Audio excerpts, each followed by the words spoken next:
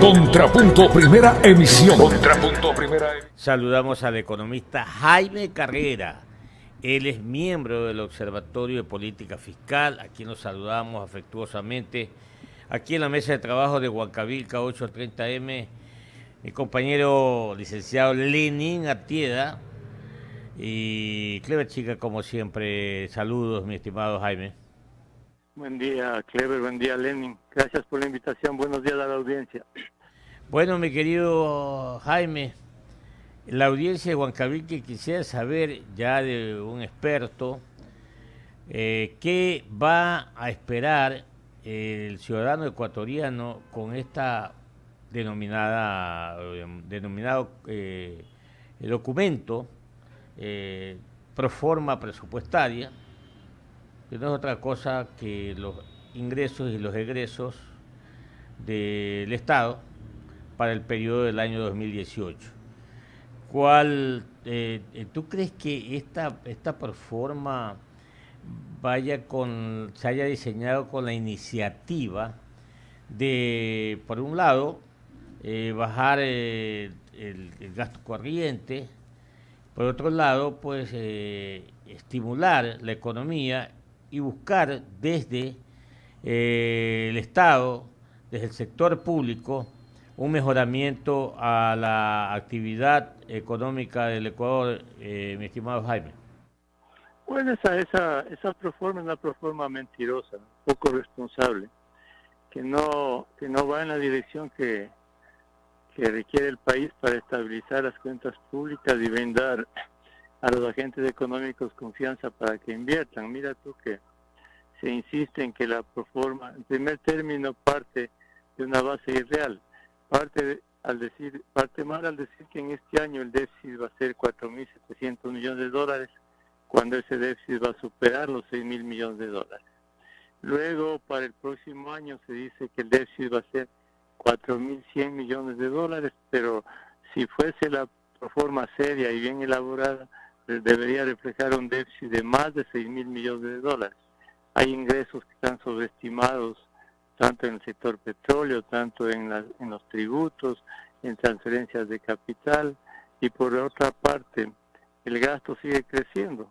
Si se compara el gasto de este año hasta diciembre con lo que se propone para el próximo año en la proforma, el gasto crecería más del 10%, es decir, no hay ninguna política de austeridad en el gasto público, y se va a continuar con la misma política de endeudamiento que al país le tiene en este rato dependiendo únicamente de la deuda y del gasto público. El próximo año, seguramente, con lo que está presentado, el Estado volverá a endeudarse en alrededor de 10.000 millones de dólares, algo parecido a lo de este año. Entonces, esa proforma no es compatible con la responsabilidad fiscal, con lo que incluso reza la Constitución y la ley, que debe manejarse la economía y las finanzas públicas de manera sostenible, responsable, y es todo lo contrario. Lamentablemente se está continuando con las mismas políticas de los últimos 10 años. 7:47 minutos. Sin embargo, Jaime, en estas últimas semanas el precio del barril de petróleo ha remontado. Hoy lo tenemos en $56, una cifra impensada, por lo menos para mí. Y el ministro Carlos Pérez, ayer nos dijo que el Ecuador, como excedente y debido a este incremento de precios, está recibiendo aproximadamente 4.000 millones de dólares diariamente. Bueno, si esto es cierto, yo creo que superamos enormemente algunos obstáculos que tenemos de carácter financiero también, pues, Jaime. Sí, el ministro ha dicho que por esta alza de petróleo se van a recibir adicionalmente 4 millones de dólares diarios, lo que querría decir unos 100 millones de dólares al mes. Eso en 12 meses sería más de 1.000 millones, pero bajo el supuesto de que el próximo año se van a mantener esos precios. Tú sabes que el precio del petróleo es muy volátil y obedece a ciertas circunstancias en determinado momento, ¿no? Este rato, los conflictos que hay entre Arabia Saudita, Irán y por allí, hacen que un poco el precio del petróleo suba. Pero al margen de eso, que si hay más ingresos petroleros, sin duda que va a beneficiar al fisco. El tema de fondo es que la política económica y fiscal tiene que dar un giro total y eso debe obedecer a un cambio en la visión del Estado. Si se continúa con el mismo ritmo de política económica, el futuro del Ecuador no es bueno. Solo para darte un dato, en este momento el total de bonos soberanos colocados por el Ecuador en el extranjero es de 11.750 millones de dólares, a tasas que van entre el 8 y casi 11%. Para el próximo año, el pago de intereses solo de estos bonos, sin considerar el resto de deuda pública, será de 1.100 millones de dólares, un valor superior a lo que el gobierno va a pagar el próximo año en estos bonos a discapacitados y a otras personas que lo reciben, que es de 800 millones de dólares. Entonces, la siguiente reflexión: estos bonos entre el 2022 y el 2027, este gobierno se acabaría en el 2021. Entre el 2022 y 2027, el vencimiento de estos bonos, lo que hay que pagar del capital de estos bonos, no lo de interés, es de 10.250 millones de dólares en el próximo periodo presidencial. Entonces, ¿quiénes nos escuchan? O sea, a ti, Clever, se te nombra ministro de Finanzas, ¿qué harías en el próximo periodo si tienes que pagar 10.250 millones de dólares solo del capital de los bonos? Entonces, este simple hecho hace que el inversionista piense dos veces en traer inversiones para el país. Mira tú que acaba Bloomberg, a propósito del no pago parcial de la deuda de Venezuela, que a anunciar que el próximo país, el segundo país que estaría en el mundo en riesgo de no pagar la deuda en el futuro, en riesgo, reitero esto, de no pagar a la deuda en el futuro, es Ecuador. Ecuador tiene una historia ya de no pago de deudas, tú conoces los... Mira, pero Jaime, yo te voy a interrumpir, 7:51, disculpa, porque Lenín tiene sus preguntas, pero cortito, créeme lo que yo me quedé muy sorprendido, y por supuesto tú sabes muy bien que el entrevistado es el protagonista, uno tiene que hacer las preguntas que debe hacerlas. Pero aquí con nosotros estuvo el ministro de Finanzas, el profesor Carlos de la Torre, Jaime, y dijo que la deuda es manejable, que no hay que preocuparse. Yo no sé, pues, él es economista al igual que tú y al igual que yo, y obviamente yo estoy como tú estás pensando, créemelo. No me dan a mí los números para decir que la deuda es manejable, pero cuando yo le hablé de una reestructuración de la deuda, ¿cuál es tu lectura de estas declaraciones del profesor? Bueno, eso es lamentable, porque negar la realidad no es bueno para el país. Hay que estar consciente de la realidad para enfrentarla. Y no te olvides que tuvimos un economista de presidente 10 años, ¿no? Y la economía está como está. Entonces, por eso es que yo digo que los economistas en estos momentos estamos en horas bajas. Sí, porque realmente, primero, para enfrentar una realidad hay que ser honesto en las cifras y en lo que se presenta, ¿no? Pues primero presentar un presupuesto como se presentó. No es responsable para un país, Clever, por favor. O sea, no se puede presentar un presupuesto con un déficit que no es real y se dice que es lo contrario. No se puede presentar un presupuesto que dice que está ajustando el gasto mientras el gasto crece. No se puede presentar un presupuesto en el cual se dice, mira, te voy a poner solo dos números. En el presupuesto de este año, del próximo año, hay un rubro de 860 millones de dólares que son transferencias de empresas públicas al Estado. Y uno dice, ¿qué transferencias de empresas públicas al Estado? Si todas las empresas son deficitarias. Allí también hay un rubro de 500 millones que dice transferencias del sector financiero al Estado. ¿Qué transferencias del Estado? Por allí se dice que eso obedece a que se va a vender Sopladora y el Banco del Pacífico, pero eso se dijo también este año, ¿no? Entonces, lo primero que hay que hacer en el Ecuador es ser claro, es ser responsable en las cifras. Y en cuanto al tema de que la deuda es sostenible, mira tú, en cualquier análisis de finanzas públicas de cualquier país del mundo, se consideran 3 factores para determinar la sostenibilidad de la deuda y de las cuentas públicas. Te voy a citar uno. Cuando un país paga intereses de la deuda muy por encima de lo que la economía crece, ya tiene problemas.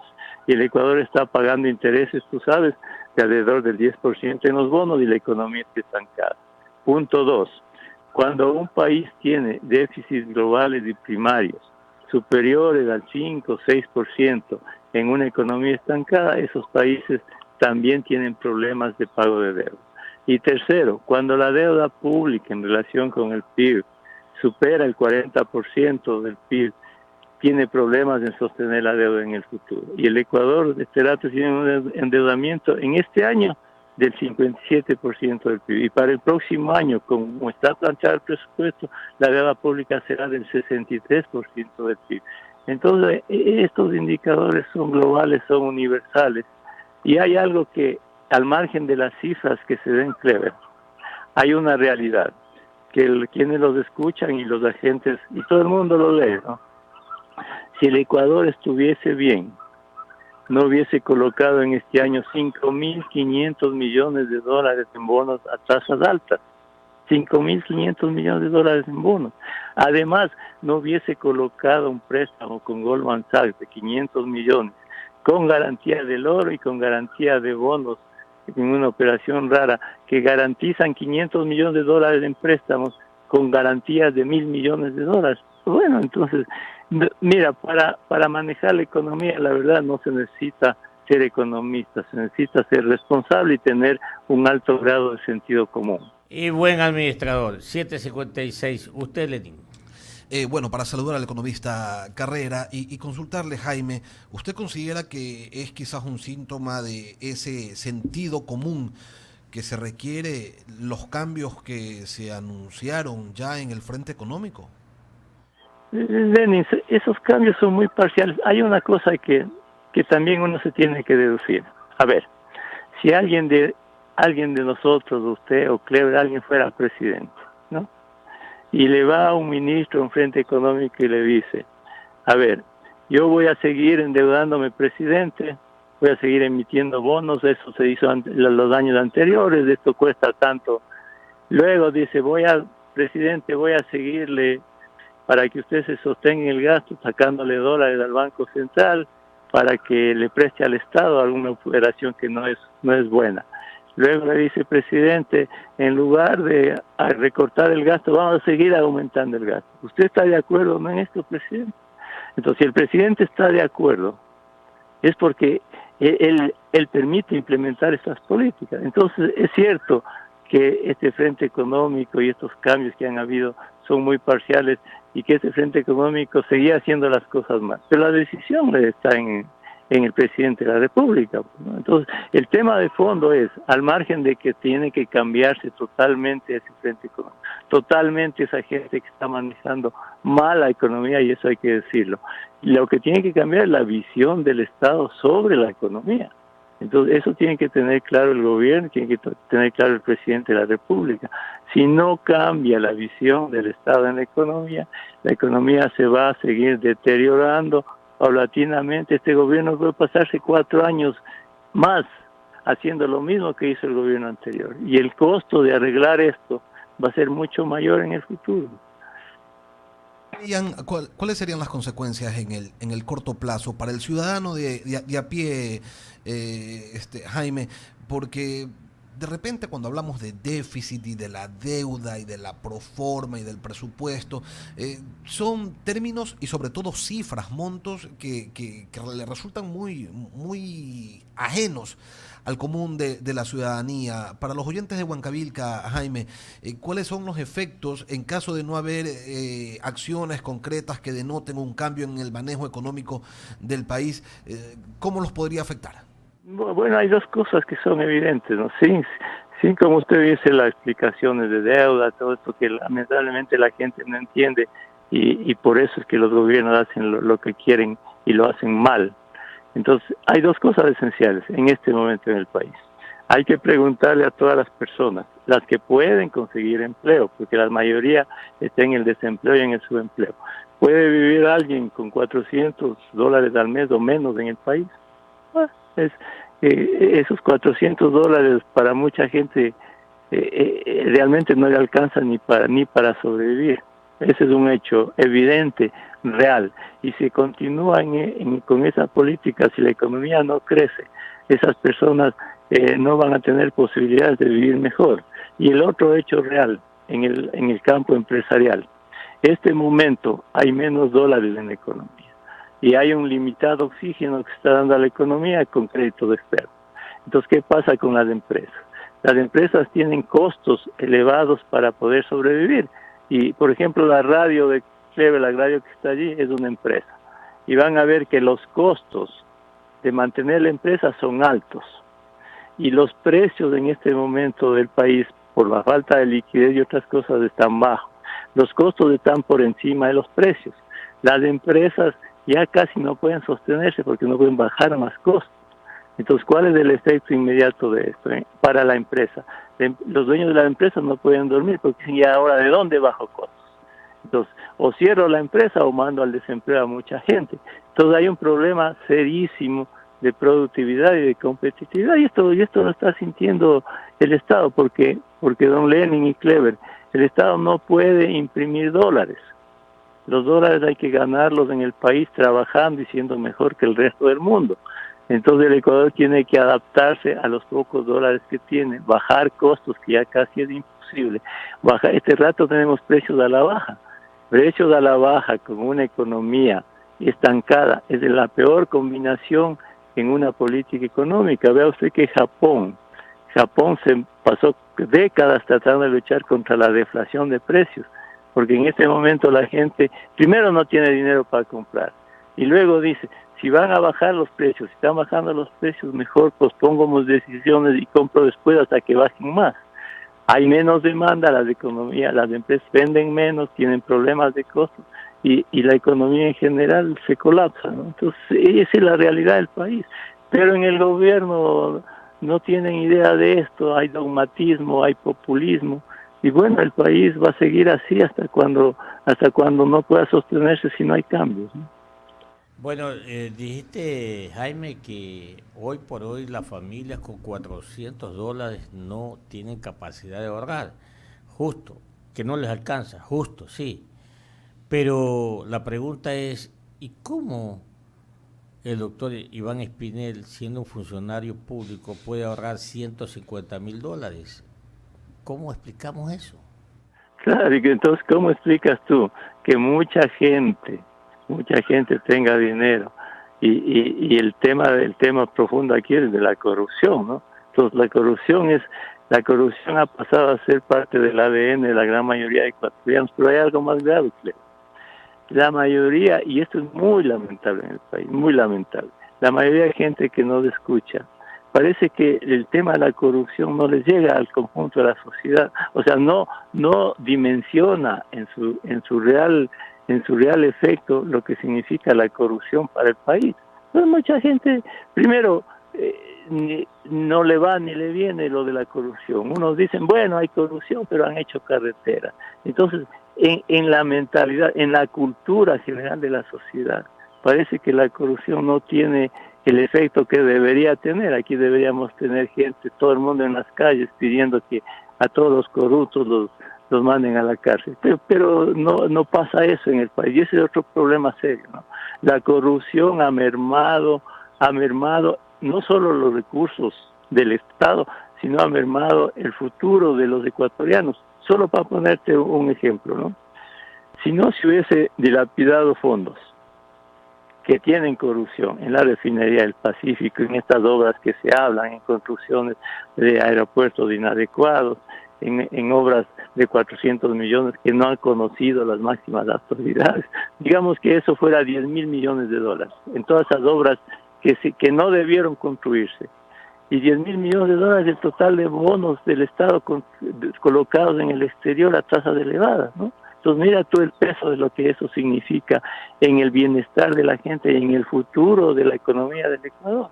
Entonces hay gente aquí que ha robado manos llenas y eso es evidente, y hay una gran cantidad de gente que apenas puede sobrevivir, en el subempleo. Hay gente que sobrevive con $1 al día, con $2 al día. Tú ves en las esquinas vendiendo jugos, vendiendo helados. Es decir, el desempleo y subempleo es tremendo en el Ecuador. Pero parte de la cultura nacional no está a valorar el manejo responsable de la economía, y eso es lo que hay que cambiar. Ahora, ¿cómo ve usted, Jaime, que le va a ir el próximo año, en el 2018, a los gobiernos seccionales, que en los tiempos de crisis también se han visto golpeados y que en los últimos tiempos han estado bastante callados? No han dicho nada, dicen que el gobierno les está entregando sus asignaciones al día. Sin embargo, en las distintas ciudades del país, o mejor dicho, no en todas, se ve pues el desenvolvimiento, el desarrollo de una obra pública consistente con estos silencios. Bueno, mire, Lenny, primero hay un tema primero político y de honestidad política, ¿no? Y eso pasa en el país en muchos aspectos. Usted recuerda que la Asociación de Municipalidad y la mayoría de municipios, antes de lanzaban loas con el gobierno anterior, estaban allí, lo magnificaban y lo respaldaban. Ahora hay otro gobierno y se reúnen y todos lo respaldan, ¿no es cierto? Entonces, viva el rey, muerto el rey, como es el asunto. Entonces, no hay honestidad política, ¿no? Ese es un tema. Y el otro en el tema de los recursos. Le voy a poner este ejemplo. Las asignaciones de los gobiernos seccionales se calculan un 20%, un 21% de los ingresos permanentes son los tributos y un 10% de los ingresos petroleros.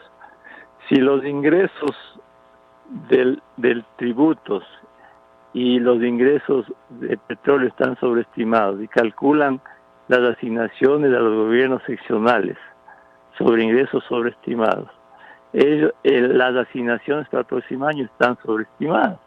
Entonces, ¿qué va a pasar el próximo año? Y algo que ya ha pasado y pasó, me parece que el año anterior. A un municipio le van a decir, tienes $1,000 para el próximo año. Y el municipio dice, bueno, con los $1,000 voy a hacer contratos y voy a hacer mi planificación. Y va a venir el primer trimestre del próximo año y le van a decir, municipio, yo tenía que darte $250 al mes cada trimestre, pero como mis ingresos son menores, te tengo que reliquidar tu presupuesto en función de los ingresos efectivos, porque en esa dirección salió una ley. Entonces los gobiernos del próximo año van a tener menos recursos de los presupuestados. Y ya cuando pase todo este lío que tenemos de la consulta, cuando las aguas se aquieten y cuando realmente la economía va a demostrar sus defectos y el fisco va a demostrar sus defectos, los gobiernos seccionales van a hacer cola en el Ministerio de Finanzas para que les den las asignaciones, para que les reliquiden, y volvemos a la historia de siempre, ¿no? De las últimas décadas, la misma historia de siempre, porque cuando una economía no funciona nada, y cuando no se hacen las cosas bien, se sobredimensiona la economía y el tema fiscal, después vienen los problemas. Va a haber problemas en el futuro y en los próximos años. Sí, muy bien, Jaime. Si no hay una decisión política en ese orden como tú estás señalando, no camina nada. Te mando un abrazo, y gracias por todo aquí para los oyentes de Huancavilca 830M. Gracias por la invitación. Huancavelica, la H grande de la información.